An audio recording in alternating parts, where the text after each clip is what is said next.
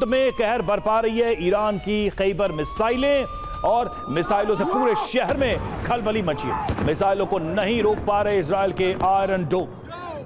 और इजराइल ने तेहरान में तबाही मचाकर रख दी है। तेहरान में ताबड़तोड़ बमबारी का एक और वीडियो आपको दिखाते हैं। तेहरान में खौफनाक धमाकों से कैसे दहशत, ये देखिए आप, एक के बाद एक बमबारी। और सेंट्रल ईरान में सुनाई दिए धमाके के बाद लगी भयंकर आग। यूएस और इजराइल ईरानी सैन्य ठिकानों को बना रहे हैं निशाना।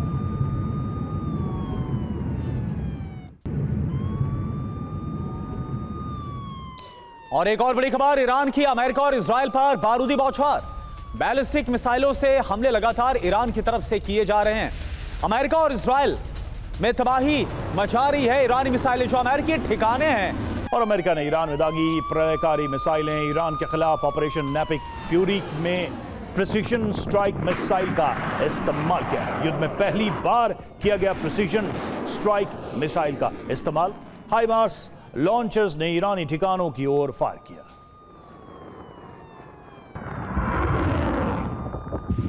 और एक और बड़ी खबर, बेरूत पर इजरायली सेना ने किया है हवाई हमला।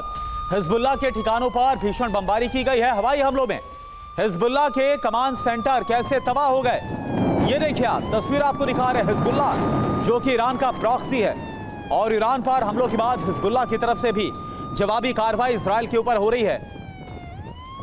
इजराइल ने जवाब दिया और हिजबुल्लाह के ठिकानों पर बमबारी। और एक और बड़ी खबर, ईरान की अमेरिका और इजराइल को बहुत बड़ी धमकी।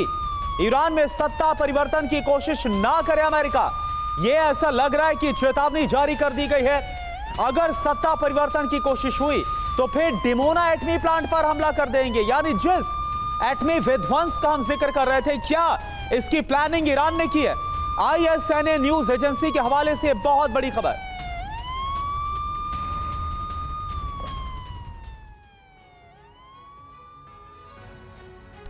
और देखिए, डिमोना एटमी प्लांट पर बड़ा खतरा। जी हां, ये खबर क्या है और क्यों ऐसा कहा जा रहा है?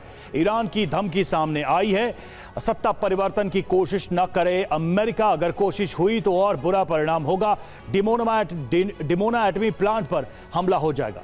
ईरानी आर्मी के अधिकारी के हवाले से यह खबर है। जी हां, और बड़ी बात यह है कि 28 फरवरी को युद्ध शुरू होने पर भी हमला किया था। ईरान ने नुकसान होने का दावा किया था। मिसाइल और ड्रोन से हमला भी किया गया था।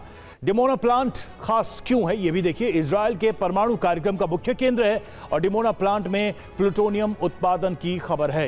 न्यूक्लियर रिएक्टर प्लांट नेगेव रेगिस्तान में स्थित और राष्ट्रीय अस्तित्व से डिमोना प्लांट को जोड़ा जाता है। तो इस तरीके से आप देखिए, ये एक अलग तरीके की चेतावनी या धमकी सामने आ रही है।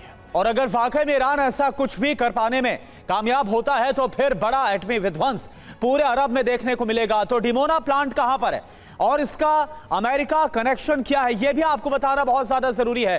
बिग वॉल का रुख कर रहे हैं और यहां पर आप पूरी जानकारी देखिए। डिमोना एटमी प्लांट की अगर बात करें तो ठीक इस जगह पर अगर हम देखें तो यहां पर है डिमोना परमाणु प्लांट। तेहरान से इसकी दूरी कितनी है? 1300 किलोमीटर। यानी यहां पर अगर आप देखेंगे ईरान का नक्शा और यहां से हम यहां तक की अगर दूरी देखते हैं तो यह है 1300 किलोमीटर। यरूशलेम से 85 किलोमीटर दूर है और यह ईरान के टारगेट पर। बिल्कुल, ईरान ने यही कहा है कि हम इसको निशाना बना सकते हैं और इजराइल के एग्जिस्टेंस के लिए यह एक बड़ा खतरा साबित होगा। डिमोना एटमी प्लांट को खतरा है, ये चेतावनी कम से कम ये बताती है। और अगर ऐसा कोई भी एक्ट किया जाता ईरान की तरफ से तो यह अमेरिका के लिए बड़ा चैलेंज है, इजराइल के लिए तो ये खतरा है ही। निनाज सर, क्या ऐसी गलती ईरान करेगा? क्योंकि ये वही गलती है जिसको करने के बाद कोई दूसरा ऑप्शन अमेरिका या इजराइल के पास शायद नहीं बचे, क्योंकि एक ओपन वॉर है। इस वॉर में कोई भी विकल्प अपनाया जा सकता है। लेकिन अगर ईरान एटॉमिक डिस्ट्रक्शन की तरफ बढ़ता है तो इसका अंजाम क्या होगा?